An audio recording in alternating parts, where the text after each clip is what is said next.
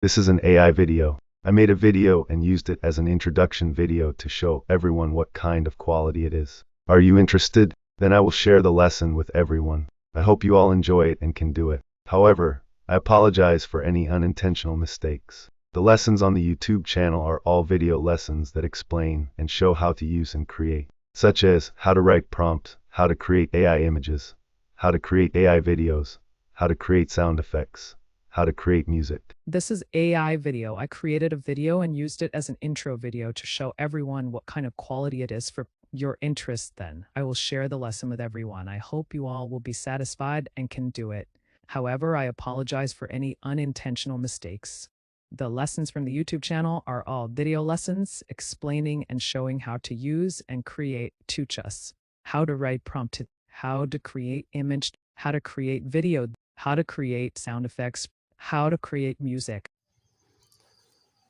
បាទមកសិក្សានៅមេរៀនយើងថ្មីមួយទៀតគឺជារបៀបបង្កើតនៅវីដេអូ AI ដែលយើង generate ពីរូបភាពហ្នឹងហើយអញ្ចឹងមេរៀននេះគឺយើងសិក្សាទៅលើ image to video generator បាទទៅលើ website មួយដែល free អត់មានគិតថ្លៃទេនៅក្នុងការយករូបភាពផលិតទៅចេញជាវីដេអូសម្រាប់បងប្អូនទាំងអស់គ្នាដែលចង់បង្កើតនៅវីដេអូហើយអត់ចង់ចាញ់មុខបាទគឺយើងធ្វើទៅតាមរយៈសម័យនេះគឺពេញនិយមទៅដោយ AI បាទចឹងហើយទើបខ្ញុំបង្ហាញអំពីការបង្កើតវីដេអូដែលប្រើប្រាស់ AI នេះជាបន្តបន្ទាប់បាទហើយបងប្អូនអ្នកគ្នាសិក្សាជាមួយខ្ញុំនៅក្នុង YouTube channel មួយនេះគឺខ្ញុំបង្ហាញគឺសុទ្ធតែជា website free បាទ free ទាំងអស់ហ្នឹងហើយបាទអញ្ចឹង website នេះគឺឈ្មោះថា Domo AI បាទ Domo AI គឺជា app មួយគឺជា website មួយដែលយើងសិក្សាដើម្បីបង្កើតនៅវីដេអូ AI free អូខេគឺយើងយករូបភាពទៅបង្កើតជាវីដេអូពេលដែលយើងចូលមកដល់ Domo AI បាទគឺបងប្អូនអ្នកគ្នា log in Gmail ចូលទៅហើយវាមានលក្ខណៈបែបនេះតែម្ដងហើយបន្តមកទៀតគឺបងប្អូនអ្នកគ្នាកលេចមើលកន្លែងនេះមកបាទកន្លែងហ្នឹងគឺយើងដាក់នៅរូបភាពចូលបាទយើងថាច់ទៅនឹងមួយមកបាទអញ្ចឹងមកដល់ចំណុចនេះខាងលើនេះគឺសុទ្ធតែជាវីដេអូដែលខ្ញុំបាន generate ចេញរួចហើយអញ្ចឹងគឺថាច្បាស់បាទច្បាស់ល្អហ្នឹងហើយច្បាស់មែនតើនៅលើ website មួយហ្នឹងបាទអូខេអញ្ចឹងយើងជ្រើសរើសនៅរូបភាពណាមួយដែលបងប្អូនអ្នកគ្នាចង់បង្កើតចេញជាវីដេអូបាទអញ្ចឹងយើងជ្រើសរើសរូបភាពមួយមកបាទអញ្ចឹងបងប្អូនទាំងអស់គ្នាគ្រាន់តែប៉ះទៅលើរូបភាពណាមួយគឺវានឹងរត់ចូលមកដល់កន្លែងនេះតែម្ដងបាទគឺជាការផ្លាត់នៅវីដេអូចេញពីរូបភាពបាទបន្តមកទៀតគឺបងប្អូនអ្នកគ្នាកន្លែងខាងក្រៅនេះមកបាទព្រមអញ្ចឹងយើងដាក់ព្រមនេះមកដើម្បីឲ្យវីដេអូនេះឲ្យរូបភាពហ្នឹងបាទចេញទៅជាវីដេអូហើយមានកាយវិការត្រូវទៅតាមអ្វីដែលយើងចង់បានបាទអញ្ចឹងខ្ញុំសុំដូររូបភាពមួយសិនបាទដើម្បីដូររូបភាពបាទគឺយើងលុបសិនទៅបាទលុបចោលហើយខ្ញុំចុចសារថ្មីដើម្បីទៅយករូបថ្មីបាទឥឡូវនេះគឺយើងដាក់ព្រមមកបាទគឺយើងទៅសេអក្សរចូលណាបាទដើម្បីឲ្យរូបភាពនឹងឯងវាមាននៃចលនាវាមាននៃកាយវិការទៅតាមអ្វីដែលយើងចង់បាន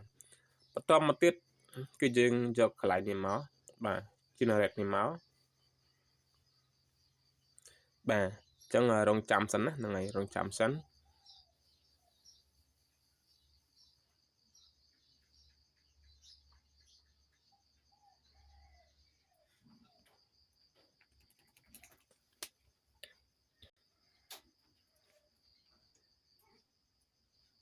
រងចាំប៉ុន្តែ generate បានប៉ុន្តែ history ហ្នឹងមកឃើញនៅដំណើរការ generate ពីដល់វិញ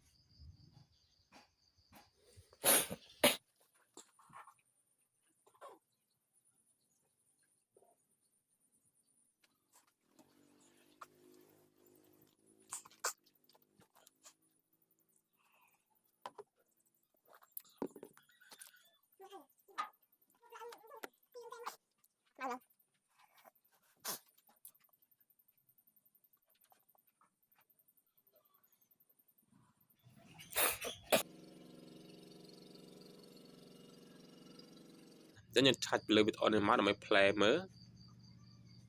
បាទហើយបន្តមកទៀតគឺយើងឆាច់ទៅនេះមកទៀតដើម្បី play វីដេអូនេះអូ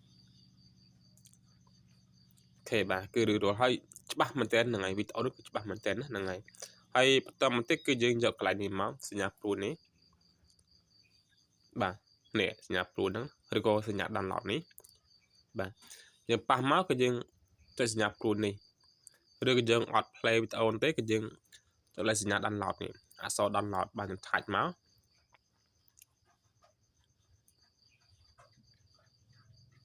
បាទគឺពេញហ្នឹងហើយបាទបើយើងដាក់រូបភាពជាបច្ឆោ short គឺវាចេញមក short ហ្នឹងហើយប៉ុន្តែបើយើងដាក់រូបភាពផ្ដេកបាទជាលក្ខណៈវីដេអូ long បាទវីដេអូនេះគឺចេញមកគឺវីដេអូ long បាទអញ្ចឹងអរគុណច្រើនបាទសម្រាប់ការគ្រប់គ្រងរបស់បងប្អូនអ្នកគ្នាហើយកុំភ្លេច Subscribe ដើម្បីទទួលបានវីដេអូថ្មីៗពី YouTube Channel ខ្ញុំបាទជាបន្តទៀត